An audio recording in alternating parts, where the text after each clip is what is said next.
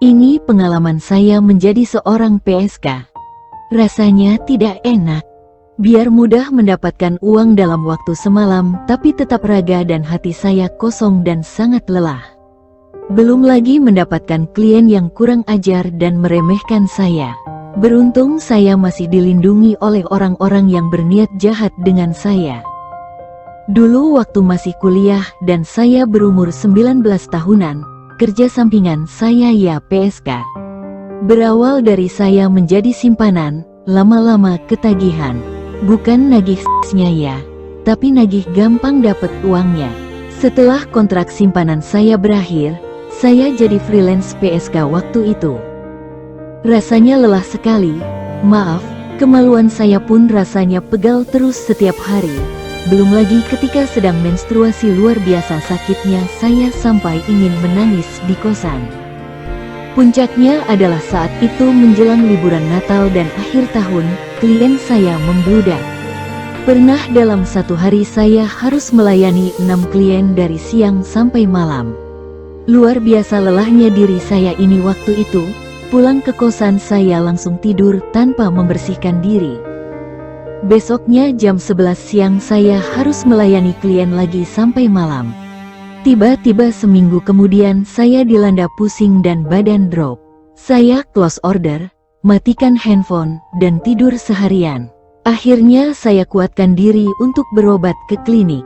Dokter di sana langganan saya, bahkan dia sudah tahu kalau pekerjaan sampingan saya seorang PSK. Ketika dia hendak memeriksa saya dia berkata, "Neng, udahan atuh. Ini kamu kelelahan, kecapean, badan kamu dari kemarin udah drop sebetulnya tapi kamu gak rasain.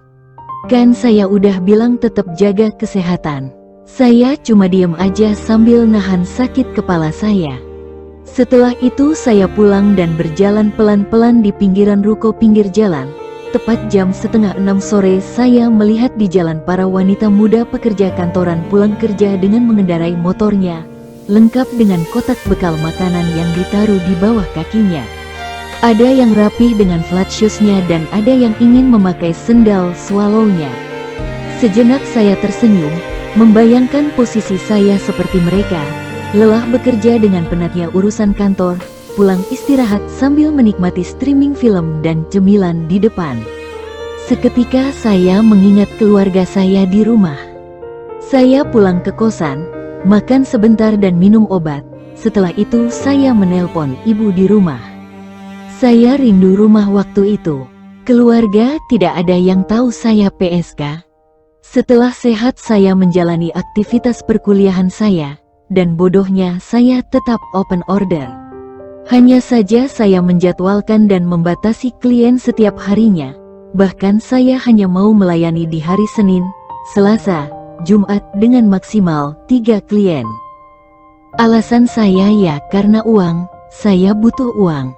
Dan saya berpikir mau perlahan lepas dari ruang lingkup PSK ini. Ketika saya sedang skripsian saya melamar menjadi karyawan magang di suatu perusahaan swasta waktu itu, dan saya diterima. Saya senang bukan main, walau hanya menjadi staf magang dan gaji yang saya terima tidak seberapa. Tapi saya benar-benar bersyukur dan mencintai pekerjaan saya waktu itu. Perlahan saya lupa dengan pekerjaan PSK saya waktu itu. Saya pulang magang bisa berkumpul dan nongkrong di cafe bersama teman-teman kuliah. Saya benar-benar menjalani aktivitas anak muda pada umumnya. Setelah wisuda di umur 23 tahun saya mulai mencari pekerjaan tetap di kantoran.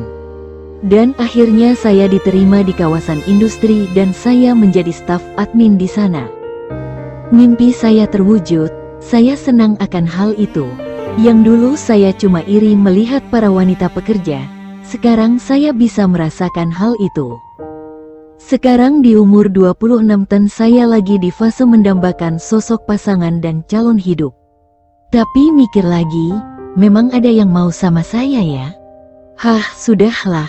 Saya menikmati hidup baru saya yang ini saja dulu sembari memperbaiki hidup saya ke depannya. Sekian cerita sepenggal hidup saya. Terima kasih sudah mendengarkan cerita saya. Bahagia selalu untuk kalian semua.